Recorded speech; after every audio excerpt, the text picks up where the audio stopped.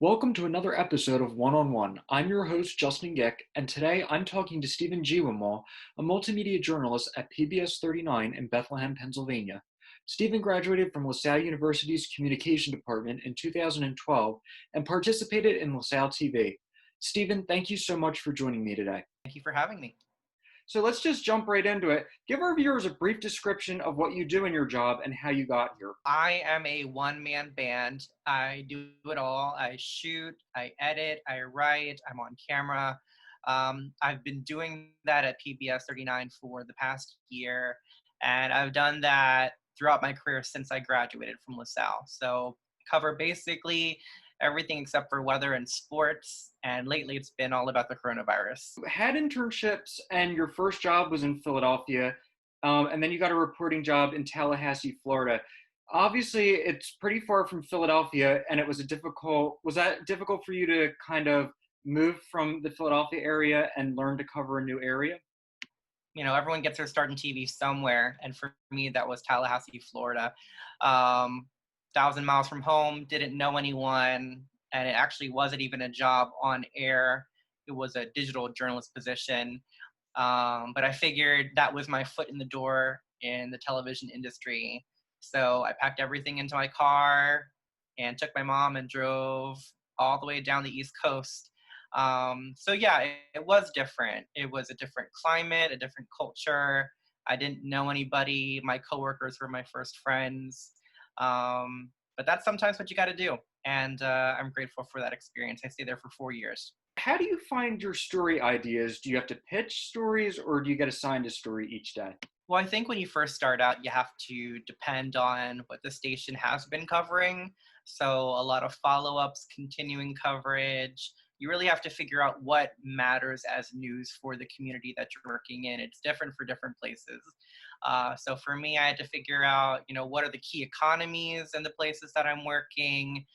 Who are the big wigs? Who are the people that you need to know, that you need to talk to? And a lot of it is also social media. What are people talking about? What's trending? What are people going to be talking about? So between that and just general news knowledge, a lot of it I learned at LaSalle. That's kind of how you get started. And then once you've been there for a while, people start sending you story ideas. So now I'm at the point at PBS where people know me, they know what I cover. I cover the Northampton County area. And so people have started to send me pitches, story ideas, and I'm able to work with my managers to make those stories happen. So take me through your typical day. Obviously, with news, your schedule could change at the drop of a hat. So my schedule is, I would say, different from other television reporters. PBS, we have one show a day. So it's not your typical news station where we have, shows in the morning, afternoon, evening. We basically have one pre-recorded show in the evening. And so we have a little bit of flexibility in terms of how long we can put together a story, how long the story is. So a typical day for me will be, we have a virtual Zoom reporter meeting with our managers and our fellow reporters. We talk about what we're working on that day. And then from there, it's either a series of interviews or I'm going out to get B-roll or video, as we call it. And depending on whether or not I have a story to turn in that day, either I'm just, in full on, reporter mode, or I have time to plan out my week or to set something up. So it really varies. The pandemic going on, but as you had mentioned, you're doing like more Zoom meetings for your work. What else kind of has changed with your reporting kind of profession? I know like a lot of anchors and news reporters are kind of broadcasting from their homes and things like that. So the broadcasting has actually stayed the same. However, even in our station, we're only letting a few people in at a time. We're being very careful about who we let into the station, how long, where they are at the station. I host a weekly show, and we've been doing that actually from a green screen room where we have like this green fabric behind me, and they'll put stuff behind there. So I'm not even in the actual studio, but it looks like I am. So for that part, that's a little different. For reporting, it's just been weird not going out and meeting people. I will say that it has opened up a little bit more now that we're in the green phase, but there were weeks, couple months where I was just doing Zoom interviews like this. Um, it's tougher sometimes because you can't gauge a person's body language through Zoom. You're dependent on the mercies of technology, whether or not they'll work for you that day or not. When I do go out in the community, I actually have like a long microphone pole that keeps me 6 feet away from the person I'm interviewing. Of course, I'm wearing a mask. I've got hand sanitizer, wipes, the whole shebang. So that's different. And I will say, interviewing someone through a mask is particularly challenging, not only with the muffled sound, but just breathing. But we have to do it to keep everyone safe. So that's definitely been a change for me.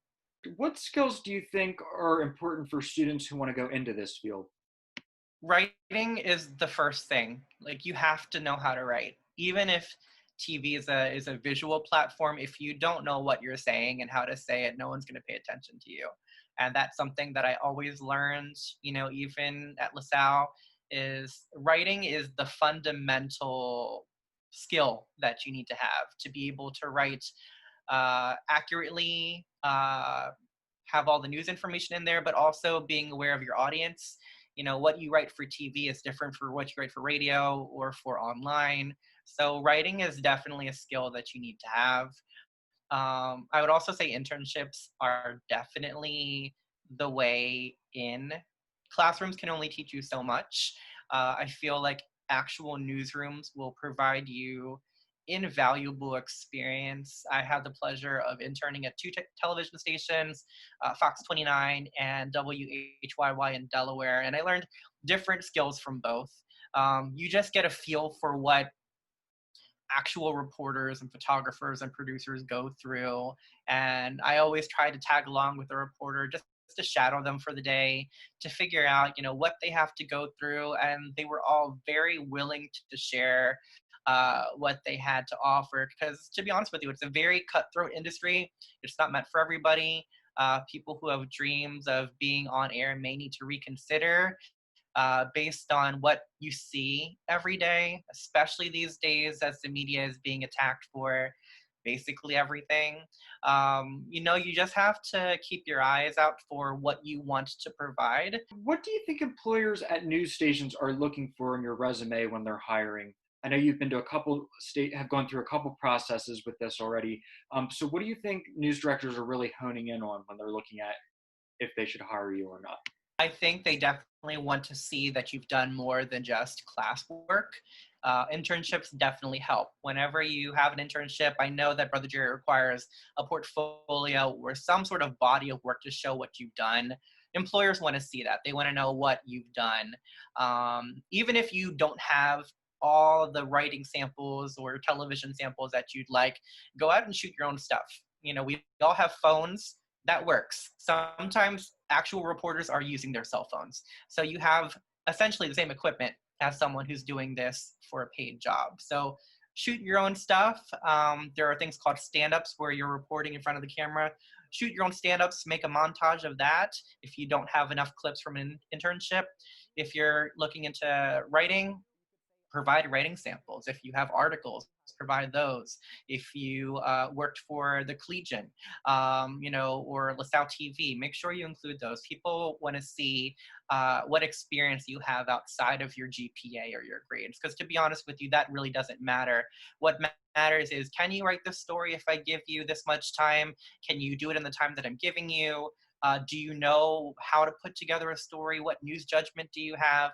These are all the things that students should be thinking about as they're entering the workforce. I read that you decided to further your education after LaSalle and pursue a master's degree at Columbia University's School of Journalism.